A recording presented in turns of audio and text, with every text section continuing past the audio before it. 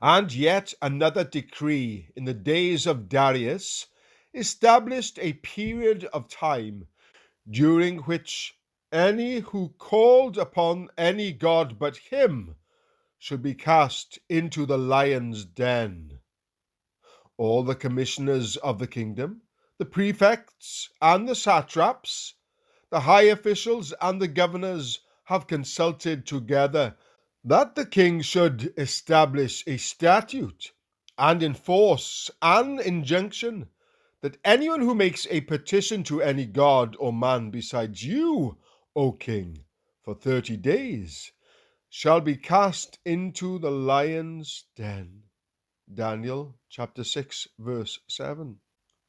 The judge waggled his finger in Faithful's direction and said, "Now, this rebel has broken the substance of these laws, not only in thought, which is not an indictable offense, but also in word and deed, which must not be tolerated.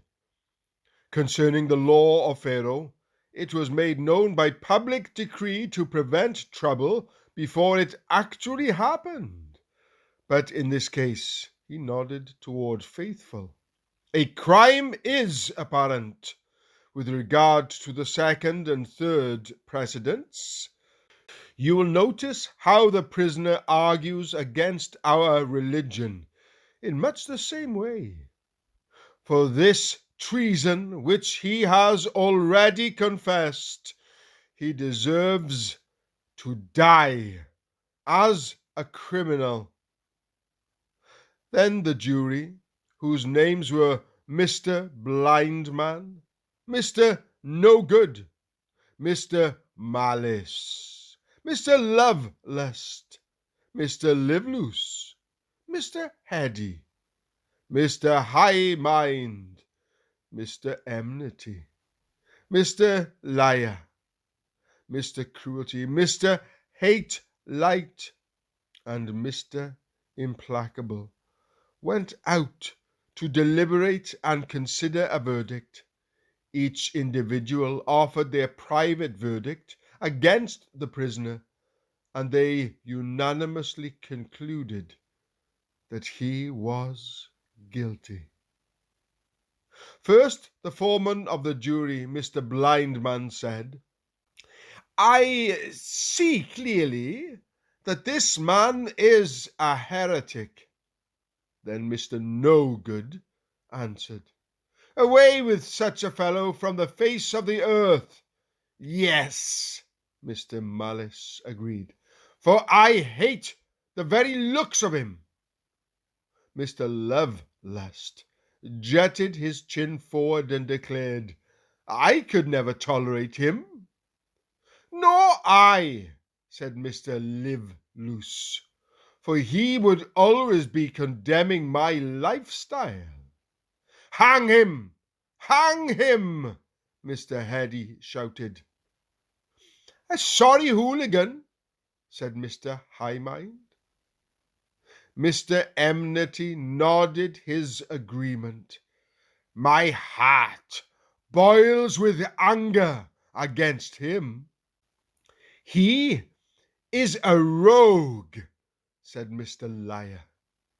"Hanging is too good for him," Mr. Cruelty added. "Let's dispose of him immediately," Mr. Hate Light suggested. Then Mr. Implacable said, "If I were to be given the whole world, still I could not be reconciled to him. Therefore I say we deliver our verdict and find him guilty and deserving of death." And so they did. Faithful was condemned to be returned to his prison cell, and there to be put to death by the cruelest method they could think of. So they led him away to do with him according to their law. First they scourged him, then they beat him, then they lanced his flesh with knives. After that, they stoned him with stones, then pricked him with their swords, and at last of all, they burned him to the ashes at the stake. And so, faithful came to his earthly end. Now I noticed a chariot and a couple of horses waiting for Faithful beyond the crowd. As soon as his adversaries executed him, he was taken up into the chariot and carried directly up through the clouds with the sound of a trumpet, taking the most direct route to the celestial gate. But as for Christian, he found relief during this agonizing situation when he was sent back to prison. He remained for a time, but he who overrules all things, having the power of their rage in his own hand, worked things out in such a way that Christian, after that time, was set free and allowed to continue on his way. As he went, he said, "Well, Faithful, you have faithfully professed unto your Lord, with whom you will be blessed.